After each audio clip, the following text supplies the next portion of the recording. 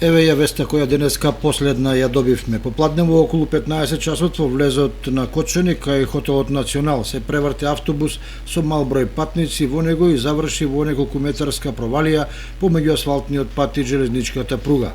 Брзата помош при здравствениот дом во Кочани излезе со сите расположиви возила на местото на несреќата, при што прва помош им е пружена на повеќе повредени. Според првичните информации, со повреди 6 лица итно се префрлени во општа болница во Кочани заради укажување соодветна лекарска помош. Инаку автобусот возел редовна линија на релацијата Штип-Кочани, а среќна околност во несреќата е што во моментот кога излетел од патот и се превртел немало поголем број патници во него.